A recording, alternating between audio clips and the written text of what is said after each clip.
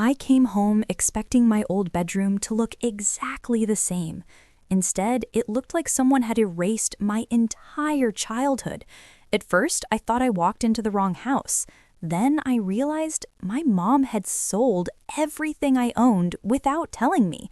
I wish I could say that was the moment I stopped trusting her, but the truth is, that kind of personal property betrayal doesn't start in one day. It builds quietly inside a family that looks normal from the outside. My name is Liana. I'm 28 years old, and for most of my life, I believed my mom and I were close. Not perfect, just close enough. We lived in a small suburban town in Oregon, the kind where everyone waves, everyone knows your name, and nothing dramatic ever seems to happen. My dad left when I was 9. No big fight, no screaming, just a quiet divorce and a packed suitcase. After that, it was just me and my mom. She worked hard, 2 jobs sometimes. She always made sure we had food, clothes, and a clean house. People used to tell me how lucky I was, how strong your mom is, how much she sacrificed, and I believed them. Growing up, I tried to be the easy daughter. Good grades, no parties, no trouble. I thought if I stayed low maintenance, we'd always stay close. But looking back now, I can see the early signs of family drama that I ignored. The small comments, the subtle control, the way she treated my things as if they were extensions of hers. If I bought something with my own money, she'd say, "Well, it's in my house, so it's technically mine too." At the time, I laughed. It sounded harmless, almost like a joke. I didn't recognize it as the beginning of a long, emotional story that would eventually break whatever trust we had left. When I moved out at 22 for college, I left most of my childhood belongings in my old room. Books, art supplies, a vintage guitar I saved for 2 years to buy, boxes of journals, clothes I couldn't fit into my tiny dorm. My mom insisted it was fine. "Leave everything here," she said. "This will always be your home." And for years, I believed that. Even after I graduated, even after I got my first real job and moved into my own apartment in Seattle. Whenever I visited, my old room was still there, untouched, frozen in time. Or at least that's what I thought. About 3 months ago, my apartment building announced emergency plumbing repairs. We had to vacate for a week. Without thinking twice, I called my mom. "Of course you can stay here," she said warmly. "You don't even have to ask. This is still your home." I remember smiling when she said that, relieved, grateful. If I had known what I was about to walk into, I would have never packed that suitcase, because that week wasn't just an inconvenience. It became the beginning of the worst personal property betrayal I've ever experienced, and the start of a quiet, calculated revenge I never thought I was capable of. And it all began the moment I opened my childhood bedroom door. The hallway smelled exactly the same, lavender cleaner and something faintly sweet, like old memories trying too hard to stay alive. For a second, I felt like I was 19 again, back from college for the weekend, still believing this house was my safe place. I set my suitcase down and walked toward my old room. My heart felt strangely light. Then I opened the door and everything inside me went still. The walls were bare, the shelves were empty, the bed I'd slept in for over a decade was gone, replaced with a minimalist desk and a cheap office chair. No posters, no books, no guitar, no boxes of journals, no childhood, just nothing. I stood there, gripping the doorknob so tightly my fingers started to ache. For a moment, I genuinely wondered if I had the wrong room, but the small dent near the baseboard from when I dropped a dumbbell at 16 was still there. This was my room, or at least it used to be. I walked inside slowly, like I was trespassing in a stranger's house. Every step felt unreal, like I'd stepped into someone else's life. My chest tightened as the realization sank in. This wasn't cleaning, this wasn't reorganizing, this was a complete erasure. I walked back into the kitchen where my mom was calmly making tea. "Hey," I said carefully, "where's my stuff?" She didn't even turn around. "Oh," she said casually, "I sold most of it." At first, I thought I misheard her, like my brain refused to process the words. "You what?" She turned then, holding her mug like nothing was wrong. "I sold it. You weren't using it. It was just taking up space." Her tone was light, practical, almost proud. Something cold settled in my stomach. "My guitar?" I asked quietly. "My journals? My books? The furniture?" She shrugged. "Most of it. Some things I donated, some I sold online." The world felt slightly tilted. "You sold my things without asking me?" That's when her expression changed. Not apologetic, not guilty, annoyed.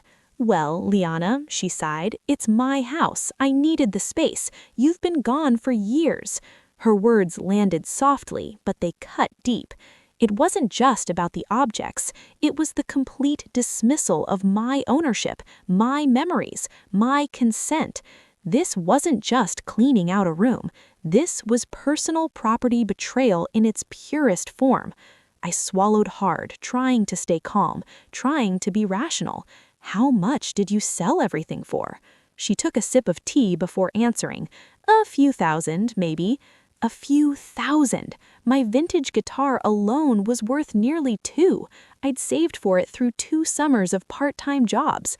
"That was mine," I said softly. "I paid for that myself." She waved her hand dismissively. "Oh, don't be dramatic. It was just stuff." Just stuff. The words echoed in my head, hollow and sharp. That was the moment I felt something shift inside me. Not explosive anger, not shouting, just a quiet, sinking realization that this wasn't an accident. This wasn't a misunderstanding.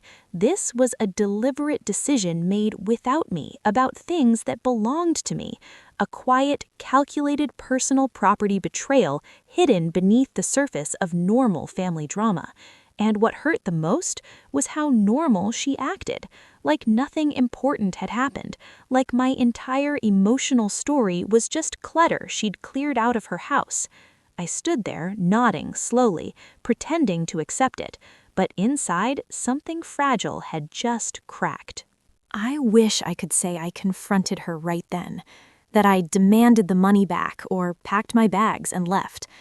But shock has a strange way of muting you. Instead of exploding, I went quiet.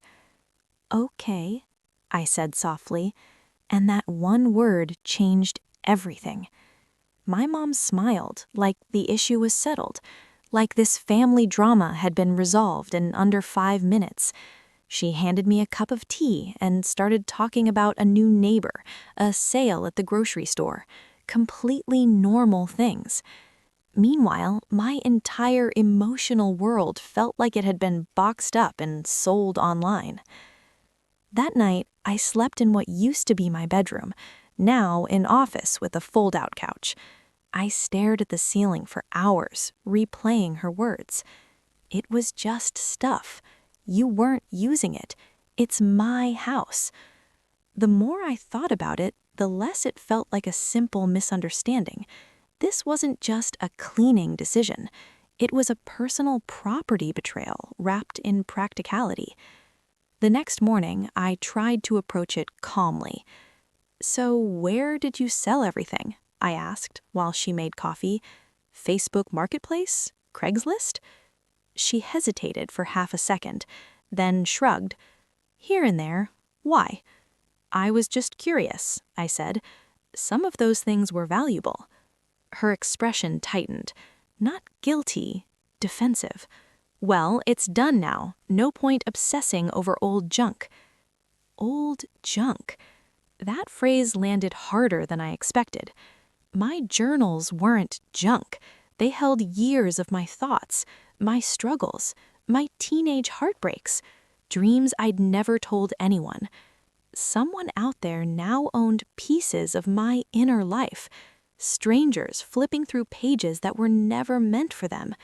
The thought made my stomach twist. Over the next few days, small details started surfacing, tiny cracks that revealed a much bigger picture. On the 3rd day, I overheard her on the phone with a friend. "Oh yeah," she laughed, Sold that guitar for way more than I expected. Some guy drove 2 hours for it. I froze in the hallway. Way more than expected. So she did know how much it was worth. That night, I checked the guest bathroom drawer for a spare toothbrush and found a thick envelope instead. Inside were printed PayPal receipts, marketplace confirmations, Cash App transfers. My hands trembled as I flipped through them. $1,800 for the guitar, $300 for the vintage bookshelf, $500 for my designer winter coats, $150 for a box labeled old notebooks. Old notebooks. My journals. In total, she hadn't made a few $1,000s. She'd made over $4,700. I sat on the bathroom floor staring at the numbers. This wasn't about space. It wasn't about cleaning. She'd sold my belongings, my memories, and kept every dollar without even mentioning it. A quiet, calculated personal property betrayal disguised as household management. For the first time, a new thought crept into my mind, one that both scared and steadied me. If she could do this so calmly, so logically, without remorse, then maybe this wasn't just family drama. Maybe this was who she had always been. I didn't confront her about the receipts. Not yet. Instead, I carefully placed the envelope back where I found it, closed the drawer, and stared at my reflection in the mirror. My face looked calm. Too calm. Inside, though, something was rearranging itself, like puzzle pieces finally forming a picture I hadn't wanted to see. This wasn't an impulsive mistake. This wasn't my mom acting out of temporary stress. She had photographed my things, listed them, negotiated prices, met buyers, accepted payments, and never once thought to call me. That level of planning turned a painful moment into something far heavier, a deliberate personal property betrayal disguised as household management. For the next 2 days, I watched her differently. I noticed how relaxed she seemed, how she scrolled shopping websites in the evenings, how new packages arrived at the door almost daily. On the 4th day, a large box showed up. Inside was a brand new espresso machine. "Wow," I said carefully. "That's nice." She beamed. "I've been wanting one for ages." A quiet pause filled the kitchen. Something about the moment made my chest tighten, not because of the machine itself, but because I suddenly understood where the money had gone. "You deserve it," I said evenly. And I meant it. In a strange way, she did deserve everything that was coming. Later that afternoon, we sat in the living room watching a home renovation show. At least, she was watching. I was studying her, trying to understand how someone could treat their daughter's belongings like a garage sale inventory and still act like a loving parent. "Are you upset with me?" she asked suddenly, eyes still on the TV. The question caught me off guard. "Why would I be?" I replied. She shrugged lightly. "You've been quiet." I forced a small smile. "Just tired. Work stuff." She nodded, relieved. Conversation over. That was the moment I realized something important. She wasn't worried about hurting me. She was only worried about conflict. As long as I stayed calm, as long as I didn't challenge her, everything remained comfortable for her. That understanding changed the entire emotional story unfolding between us. Because if she believed this family drama was over, if she believed I'd accepted the personal property betrayal, then she would never see what came next. And for the first time, the idea of revenge didn't feel explosive or dramatic. It felt quiet, measured, almost logical. Not the kind that screams, the kind that waits. That evening, she handed me a small stack of mail that had arrived for me. Among the envelopes was a familiar one, a bank statement from an old joint savings account we'd opened when I was a teenager. I almost tossed it aside. Almost. Instead, I opened it absent-mindedly. Then I froze. The balance was lower than I remembered. Much lower. At first, I assumed it was a printing error, but as I scanned the transaction history, a slow, heavy realization settled into place. Multiple withdrawals over the past 3 months, all authorized in person at a local branch, each one signed with my name, except I hadn't made a single one. A chill ran through me as the truth clicked into place. This wasn't just about my belongings anymore. This wasn't just a one-time personal property betrayal wrapped in everyday family drama. It was bigger, deeper, and far more intentional than I'd ever imagined. I folded the envelope carefully, slipped it back into the drawer, and looked toward the kitchen where my mom hummed softly while making dinner. For the first time in my life, I realized I didn't actually know the woman who raised me. I didn't sleep that night. The bank statement sat on the small desk in my old room, the same room that no longer felt like mine. Every time I closed my eyes, I saw those withdrawal amounts again. $800, $1,200, $600, $900, all spaced out carefully over 3 months, all signed under my name. Except I hadn't stepped into that bank in years. By 3 a.m., the realization had fully settled in. This wasn't just a painful misunderstanding. This wasn't just messy family drama. This was a pattern. First my belongings, now my money. A deeper, more calculated personal property betrayal than I had ever imagined. The next morning, I forced myself to act normal. I made coffee, asked about her work schedule, even complimented the new espresso machine. She seemed relaxed, happy even, like everything in her life was finally under control. Around noon, she left for a hair appointment. The moment her car pulled out of the driveway, I grabbed my keys and drove straight to the bank. My hands were steady on the steering wheel. My mind wasn't. At the branch, I explained calmly that I needed to review recent withdrawals from the joint account. The teller pulled up the records. Yes, she said politely, these were all completed in person with ID verification. In person, I repeated. She nodded and turned the monitor slightly so I could see. There, attached to each transaction, were scanned copies of withdrawal slips. My name, my signature. Except it wasn't mine. It was a careful imitation, close enough to pass at a glance, different enough that I knew instantly. A strange numbness settled over me as the pieces clicked together. "Can you tell me who made these withdrawals?" I asked quietly. The teller hesitated, then lowered her voice. "It appears your mother is listed as a secondary authorized user on this account. She presented ID." Of course she did. Years ago, when I was 16, she'd insisted on being added for emergencies. I'd never removed her because why would I? She was my mom. I thanked the teller, closed the account, and walked back to my car in a daze. The air outside felt too bright, too normal for what I'd just confirmed. My own mother hadn't just sold my belongings without asking. She'd been quietly withdrawing my savings, too.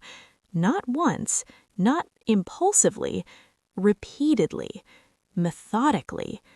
Every step pointed to the same truth. This wasn't accidental. It wasn't careless. It was deliberate personal property betrayal hidden inside what looked like ordinary family drama. When I got back to the house, she was already home. Fresh haircut, new shopping bag on the counter. "You're back early," she said cheerfully. I set my keys down slowly. For a moment, I just looked at her. Really looked. The woman who packed my school lunches, who hugged me when I cried as a kid, who told everyone she sacrificed everything for me, now standing in front of me like nothing had happened. "I went to the bank today," I said quietly. The words hung in the air. Her smile didn't disappear immediately, but I saw it falter, just slightly. "Oh?" she replied. My chest felt tight, heavy, but my voice stayed calm. "I saw the withdrawals from the joint account." Silence. A long, suffocating silence. For a split second, I thought she might apologize, might explain, might even show a flicker of regret. Instead, she exhaled slowly and crossed her arms. "Well," she said, her tone cool and practical, "I assumed you wouldn't mind. I needed the money more than you did." That was it. No guilt, no hesitation, no acknowledgement of the emotional story unraveling between us, just justification. Something inside me finally broke. Not loudly, not dramatically, quietly, cleanly. In that moment, any lingering hope that this was a misunderstanding disappeared. This wasn't just family drama anymore, and it definitely wasn't just about money. This was a complete, undeniable personal property betrayal, and the exact moment I realized that whatever happened next would change our relationship forever. I didn't yell, I didn't cry, and that confused her more than anything. Most people expect anger when they're caught. They prepare for confrontation, defensiveness, tears. But calm? Calm makes people careless. She watched me carefully, waiting for an explosion that never came. "I see," I said quietly.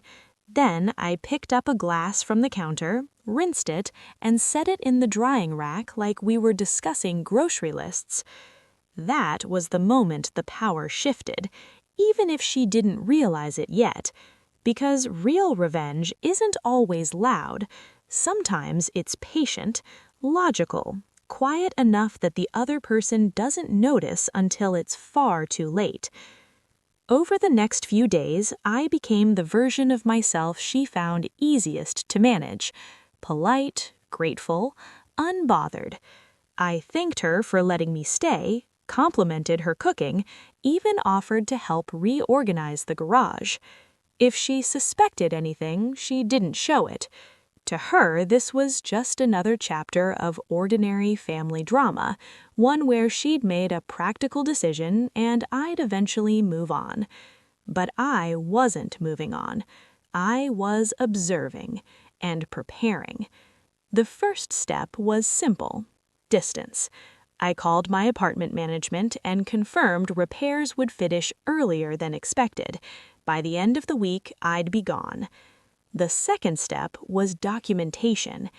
Every evening while she watched TV, I quietly gathered information. Photos of old financial paperwork, copies of shared account history, screenshots of the PayPal receipts I'd seen in the envelope. Not for drama, not for confrontation, for clarity. Because once you recognize a pattern of personal property betrayal, you stop relying on emotion, you rely on facts. One afternoon, while she was out shopping, I checked the small filing cabinet in the hallway. Inside were neatly organized folders labeled with both our names: insurance documents, old tax returns, property records. And then I found something unexpected: a credit card statement under my name. My pulse quickened as I opened the folder. It was an account I'd forgotten existed, a starter card she'd helped me open at 18 to build credit. I'd stopped using it years ago and assumed it was closed. It wasn't. Recent charges filled the last 3 statements: groceries, home decor, online purchases, all made locally, all within the past 6 months. Total balance $3,200. I sat there in silence, staring at the numbers. This went beyond a single mistake, beyond impulsive borrowing. This was a system, a quiet, ongoing pattern of using what belonged to me, my belongings, my savings, and my credit, as if it were naturally hers. A deeply embedded personal property betrayal disguised as normal family drama. For a moment, anger flared hot in my chest, sharp and immediate, but I let it pass, because explosive reactions end stories quickly, and I wasn't interested in a quick ending. I wanted resolution, fairness, closure. That night at dinner, she chatted casually about a weekend sale at a furniture store, asked if I thought she should redecorate the living room. I smiled softly. Maybe, I said. She relaxed instantly, reassured by my easy tone. And that's when I knew for certain she had no idea what was coming, no idea that this quiet, emotional story, built on years of subtle control and recent family drama, was approaching a turning point. No idea that the most effective revenge isn't about hurting someone. It's about letting truth rearrange their world the same way they quietly rearranged yours. I moved out on a Thursday morning. No dramatic goodbye, no confrontation. I packed my suitcase, thanked her for letting me stay, and hugged her lightly at the door. "Drive safe," she said, already half distracted by her phone. "Call me when you get home." "I will," I replied. And I did, just not for the reason she expected. By the time I reached my apartment, everything was already in motion. Over the previous week, I'd taken quiet, practical steps, not emotional ones, not impulsive ones, just necessary ones. I closed every shared account, removed her authorization from anything connected to my name, froze my credit, reported the old credit card as compromised, and submitted documentation showing unauthorized use. Not out of cruelty, out of clarity, because once you recognize a pattern of personal property betrayal, you stop protecting the person causing it. You start protecting yourself. 3 days later, the first call came. Her name flashed across my phone. I let it ring once before answering. "Hi, Mom?" Her voice was tight, sharp in a way I'd never heard before. "Did you lock the joint account?" she demanded. "I tried to withdraw money and they said it's closed." "Yes," I said calmly. "I closed it last week." Silence. Then irritation. "Well, I needed to pay some bills. You could have told me." A familiar attempt to reframe the situation, to make my boundary sound like an inconvenience. "I also disputed the credit card charges," I continued gently, "and removed all shared access to my finances." Another silence. Longer this time. When she spoke again, the confidence in her voice was gone. "You what?" I kept my tone even, not cold, just steady. "The bank is reviewing everything. They asked for documentation, so I provided it. Receipts, statements, withdrawal records." Her breathing changed. I could almost hear the moment reality settled in. This wasn't an argument she could talk her way out of. It wasn't casual family drama she could dismiss or minimize. It was a documented pattern, a clear emotional and financial line that had finally been drawn. "You're overreacting," she said, but the words sounded thinner now, uncertain. "I don't think I am," I replied quietly. Another pause. Then, softer, almost disbelieving, she asked, "So what happens now?" The question hung in the air between us, and for the first time I heard something unfamiliar in her voice. Not anger, not defensiveness. Fear. Not because I'd attacked her, not because I'd sought dramatic revenge, but because the quiet systems she'd relied on, access to my money, my credit, my belongings, were no longer there. Karma hadn't arrived as punishment, it arrived as consequence, natural, logical, inevitable. I just want things to be clear going forward, I said gently. My finances, my property, my boundaries, they're mine. No yelling, no cruelty, just truth.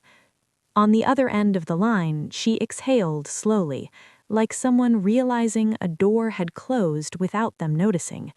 For years, she'd treated my life as an extension of hers, my belongings as shared resources, my silence as permission. Now, for the first time, she was facing the results of that long, quiet, personal property betrayal. And the most surprising part? I didn't feel triumphant or vengeful, just free. The strangest part of everything was how quiet life felt afterward. No dramatic fallout, no screaming matches, no explosive ending you'd expect from a story built on years of family drama and deep personal property betrayal. Just distance and clarity. For the first few weeks, my mom called often, her tone careful, measured. She never apologized directly, not in the way people imagine apologies. Instead, she spoke in practical terms. I didn't realize it would upset you this much. I thought we shared everything. I was just trying to manage things. Each sentence circled the truth without fully touching it, and for the first time in my life, I didn't try to bridge that gap for her. I stopped translating her intentions into something softer, stopped minimizing my own feelings to keep the peace. Healing, I realized, isn't always loud. Sometimes it's simply the decision to stop accepting what hurts you. Over time, our conversations became less frequent, shorter, more neutral. We still spoke, birthdays, holidays, occasional check-ins, but something fundamental had changed. The invisible access she once had to my life, my finances, my belongings, my emotional space, was gone, and strangely, without that constant tension, I began to feel lighter. Not because I'd gotten even, not because of revenge in the dramatic sense, but because I'd finally drawn a line. There's a quiet power in recognizing when someone crosses boundaries repeatedly, especially in subtle ways that look like normal family drama from the outside. Selling your things without asking, using your savings just this once, treating your credit, your time, your emotional energy as shared property. Each moment alone might seem small, explainable, forgivable. But together, they form a pattern of personal property betrayal that slowly erodes trust. For a long time, I thought love meant tolerance, patience, endless understanding. Now I understand something different. Love without boundaries isn't loyalty, it's permission. And sometimes the most meaningful revenge isn't about hurting someone who hurt you. It's about refusing to keep sacrificing yourself for their comfort. 6 months have passed since I left that house. I replaced what mattered most. A new guitar sits in my living room, fresh journals line my bookshelf, empty cages waiting for new memories that belong only to me. The old ones are gone, sold to strangers, scattered pieces of a life I can't retrieve. But strangely, I don't feel empty. I feel intentional. Careful about who has access to me, careful about what I allow, careful about the difference between family and entitlement. My relationship with my mom exists now in a different form, more distant, more honest, less automatic. And maybe that's the real ending to this emotional story. Not reconciliation, not permanent estrangement, just awareness. Because sometimes the people who teach us the hardest lessons aren't enemies, they're the ones we trusted most. And once that trust is broken by personal property betrayal, you're left with a choice: continue the cycle or quietly step outside of it. So I'll leave you with something I still think about sometimes. If someone you loved crossed a line like this, slowly, subtly, over time, would you call it normal family drama, or would you finally call it what it is?